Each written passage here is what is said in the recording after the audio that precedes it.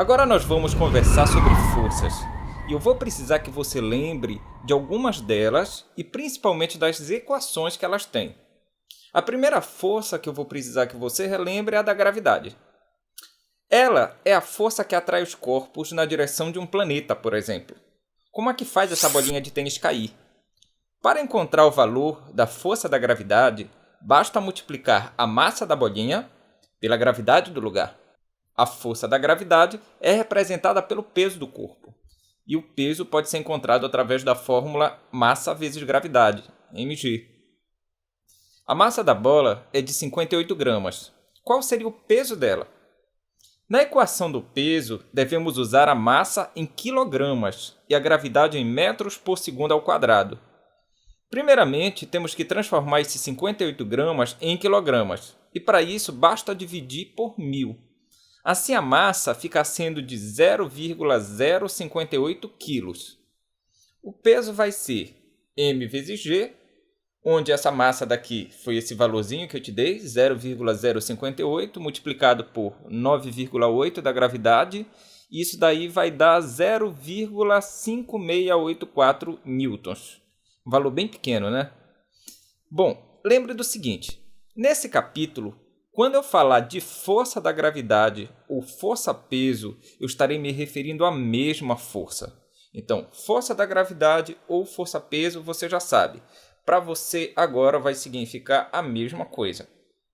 A segunda força que eu vou precisar que você lembre é a força elástica. Eu vou colocar aqui na mesma cena uma massinha de modelar.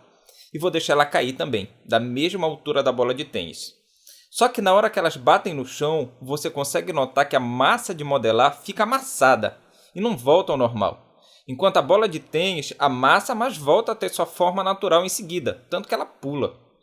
Esse amassado que não volta para o lugar é chamado de deformação inelástica.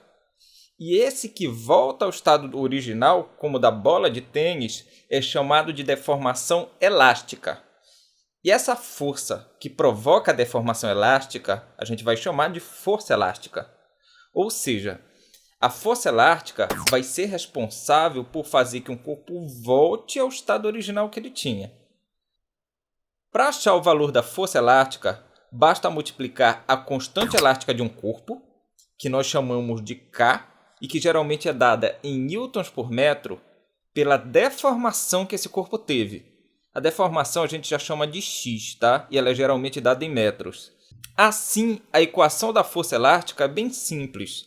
A força elástica é a multiplicação do K, que é a constante elástica, pelo x, que é a deformação.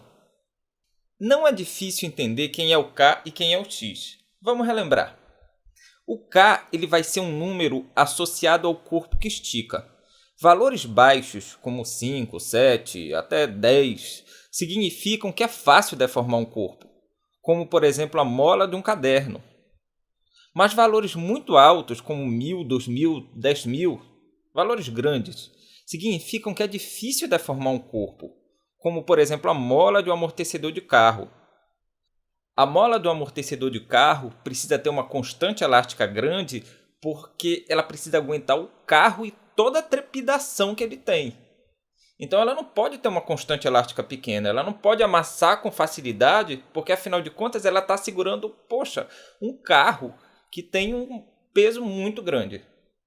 O X já é a deformação elástica, ou seja, o quanto um corpo foi esticado ou comprimido. Por exemplo, dá uma olhada para essa mola. Ela tem tamanho normal de 10 centímetros. Se ela for esticada até ficar com 14 centímetros, a deformação elástica, que é o x, vai valer 4 centímetros. Basta pegar o 14 e subtrair de 10. Isso daí já vai te dar esses 4. Se essa mesma mola, que tinha 10 centímetros, for espremida até ficar com 7 centímetros, o x nesse caso já vale 3 centímetros.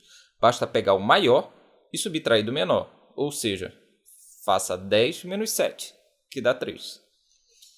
Bom, a terceira coisa que eu preciso que você lembre é da segunda lei de Newton, que diz que a força resultante é a massa vezes a aceleração.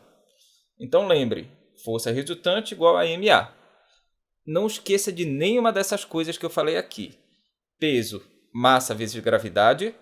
força elástica, K multiplicado por X, e força resultante, massa multiplicada por aceleração.